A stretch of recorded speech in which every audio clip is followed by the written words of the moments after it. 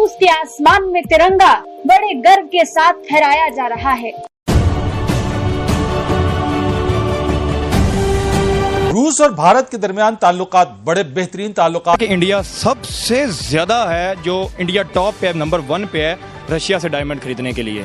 75वीं जश्न आजादी की तकरीबात हो रही थी तो हमारे हुक्मरान आजादी का कुछ ज्यादा ही नाजायज फायदा उठा रहे थे, बेहूदगी को फरोग दे रहे थे। IMF उनसे भीख मांगता है, IMF उनसे भीख मांग रहा होता है क्योंकि इंडिया एक आलमी मंडी है, ठीक है, वो बहुत बड़ा मुल्क है। ये 14 अगस्त की तकरीबात में बेहुदा डांस आप देख रहे थे और इस्लामी जमहूरिया पाकिस्तान के वजीर आजम की सरबराही में सारे इत्तेहादी मिलकर ये नाच गाना देखते रहे, तालियां बजाते रहे। 15 अगस्त शुरू हो चुका है और बड़ा अच्छा लगा, ऐसा लगा जैसे कोई ईद या कोई फेस्टिवल है। क्या कहते थे उसके लिए, किस लफ्ज का इस्तेमाल करते थे? मुजरों का। लेकिन अहम सवाल ये कि इसके बावजूद महंगाई का अजाब क्यों नहीं थम रहा? इसकी वजह क्या है? डेफिनेटली इंडिया ने तब रशिया को सपोर्ट किया जब इंटरनेशनली रशिया पर बहुत ज़्यादा दबाव था, कोई भी कंट्री रशिया के साथ ट्रेड नहीं कर रहा था, तब इंडिया ने खाम ऑयल खरीदा, अपना भी फायदा किया और रशिया को भी सपोर्ट किया। कहना चाहेंगे रशिया ने इंडिया को क्यों सपोर्ट किया? यार बेसिकली रशिया और इंडिया, आपको पता है, पुरानी उनकी स्ट्रेटेजिक पार्टनरशिप चल रही है। 1947 के बाद से उनके एक रिलेशन है, ठीक है। दूसरी बात, ये इकोनॉमी मैटर करती है आजकल के दौर में, तो इकोनॉमिक पार्टनरशिप जहाँ जिसकी ज़्यादा स्ट्रांग होगी ऑब्वियसली वहाँ उतने ही ज्यादा उनके रिलेशनशिप होंगे। अच्छा, इसके अलावा अगर बात की जाए, हमारे भी बहुत से दोस्त हैं, चाइना का हमारे साथ बहुत पुराना ताल्लुक है, बहुत पुरानी दोस्ती है, तो फिर चाइना हमें क्यों नहीं इस तरह के मैटर्स में सपोर्ट करता, इवन बड़ी बड़ी मीटिंग्स में नहीं हमें बुलाता। फिर अगर बात करें FATF की बात कर लेते हैं, वहाँ पे कभी चाइना ने इस तरीके से सपोर्ट नहीं किया, क्या वजह? बात ये है कि गरीब बंदे को ना कोई नहीं पूछता, ठीक है। अब इंडिया, अब चाइना की बात कर रहे हैं, इकोनॉमिक इंटरेस्ट अगर होगा पाकिस्तान में, जो कि उनका है, बट चूंकि आपको पता है एक पॉलिटिकल इंस्टेबिलिटी है, ठीक है, जिस वजह से आपकी इकोनॉमी वो स्टेबल नहीं हो सकती है, तो ऑब्वियसली चाइना कभी भी एक ऐसी कंट्री के अंदर इन्वेस्ट नहीं करना चाहेगा, एक ऐसी कंट्री के साथ उस तरह के रिलेशनशिप नहीं रखना चाहेगा जिस तरह के वो इंडिया के साथ रखना चाहता है, जो एक स्टेबल इकोनॉमी है। तो चूंकि स्टेबल नहीं है इकोनॉमी, इस वजह से जो है हमें कोई उस तरह से वैल्यू भी नहीं करता। अगर पॉलिसीज की बात की जाए, ये तो आपने इकोनॉमी की बात की, अगर पॉलिसीज की बात की जाए, आपको नहीं लगता कि इंडिया की पॉलिसीज, फॉरेन पॉलिसीज ऐसी हैं कि जो कि अट्रैक्ट करती हैं दूसरे मुल्क के जो उनसे प्राइम मिनिस्टर या जो भी सरबराहान होते हैं उनके साथ? सर, इकोनॉमिक पॉलिसी अगर आपकी स्ट्रांग होगी तभी आपने सोचा क्यों इतराज उठा रहे हैं, क्या वजह है, क्यों खौफजद हैं? अब नाज़रीन, हुकूमत किस हद तक बेहिसी के गड्ढे में गिरी हुई है इसका अंदाजा लगाना मुश्किल नहीं है। जब 75वीं जश्न आजादी की तकरीबात हो रही थी तो हमारे हुक्मरान आजादी का कुछ ज्यादा ही नाजायज फायदा उठा रहे थे, बेहूदगी को फरोग दे रहे थे। देखिए, ये 14 अगस्त की तकरीबात में बेहुदा डांस आप देख रहे थे और इस्लामी जमहूरिया पाकिस्तान के वजीर आजम की सरबराही में सारे इत्तेहादी मिलकर ये नाच गाना देखते रहे, तालियां बजाते रहे। और सितम देखिए कि मौलाना फजलुर रहमान साहब के साहिबजादे वो भी वहां पे मौजूद थे। वो मौलाना फजलुर रहमान साहब जो तहरीक इंसाफ के जलसों को क्या कहते थे, उसके लिए किस लफ्ज का इस्तेमाल करते थे? मुजरों का। इमरान खान के जलसों को नाच गाने की महफिलों से तशबीह देते रहे। अब उनकी जात और उनकी जमात पर जब उंगलियां उठी हैं तो अपने दिफा में देखिए कि क्या फतवा ये जारी करते हैं और वो इसकी जो भी दलील दें, मगर अब तो इस बेशर्मी, इस बेहूदगी पर बारूफ आलम दीन भी बरस पड़े हैं।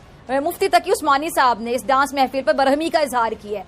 मुफ्ती साहब कहते हैं कि जी यौम आजादी मुबारक, लेकिन इसकी सरकारी तकरीब में मर्दो जन का मखलूत रक्स कौम के जख्मों पर नमक छिड़कने के मुतरादिफ है। क्या इस तरह अल्लाह ताला की तरफ से बरकतें नाजिल होंगी? अब ये इतना गैर मुहज्जिब, गैर मयारी जो डांस है, डांसर्स को बुलाकर उनको नचवाया गया, शायद ये लोग अमेरिका की सकाफत हम पे मुसल्लत करना चाहते हैं, क्योंकि जैसा कि इमरान खान साहब क्या कहते हैं, ये हुकूमत तो इम्पोर्टेड है जो मुसल्लत की गई, तो इसीलिए उन्हीं की सकाफत पाकिस्तान पर मुसल्लत करने की कोशिश की जा रही है। अच्छा, इसमें एक और बात मैं आपको बताऊं कि इस परफॉर्मेंस के दौरान हुकूमती नुमाइंदगान बाशमूल खवातीन शामिल थीं। और नाज़रीन, हमारे हुक्मरानों का हाल आप देखें कि बलोचिस्तान और सिंध में सैलाबी रेले तबाही मचा रहे हैं, लोग डूब रहे हैं, लोग बेघर हो रहे हैं, लेकिन इन लोगों को अपनी एंटरटेनमेंट चाहिए और इसके लिए किसी हद तक भी गिर सकते हैं। तो 15 अगस्त शुरू हो चुका है और बहुत सारे मेरे इंडियन दोस्त जो हैं उन्होंने 14 अगस्त पे मुझे बहुत मैसेजेस किए और बहुत से ऐसे थे जिन्होंने मुझे सुबह ही सुबह कॉल्स की और बड़ा अच्छा लगा, ऐसा लगा जैसे कोई ईद या कोई फेस्टिवल है। और स्पेशली अगर इंडिया से कोई बात करे इस तरह तो बहुत अच्छा लगता है।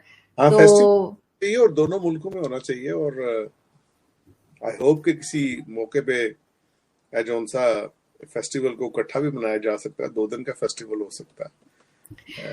अगर अगर अगर जो सा हमारी सियासत है जो सा वैसा रुख इख्तियार कर ले। जाहिर है उनके कुछ गिले और उनकी बातें होंगी, वो आप पे इल्जाम लगाएंगे कि यानी पाकिस्तान की वजह से हम ऐसे नहीं है, हम उनको कह सकते हैं कि हम उनकी वजह से ऐसे नहीं है।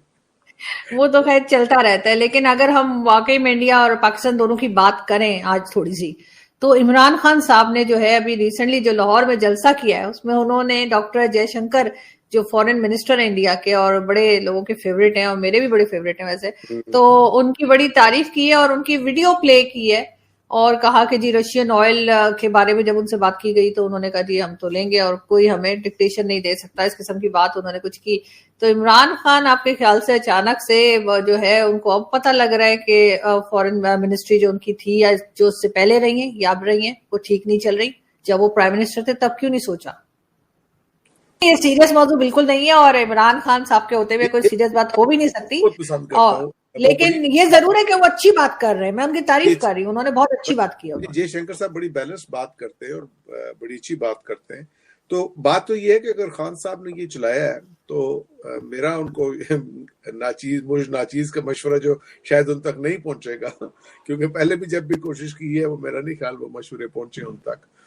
वो ये होगा कि वो रात को 2 नफल नमाज पढ़े, उसके बाद वो जयशंकर साहब का इंटरव्यू सुने अकेले बिल्कुल, और उसके बाद इस चीज में रिफ्लेक्ट करें, सोचें, इस चीज से तफक्कर करें कि जयशंकर साहब हैं जो उनसे उनके अंदर ये हिम्मत ताकत कहाँ से आई है,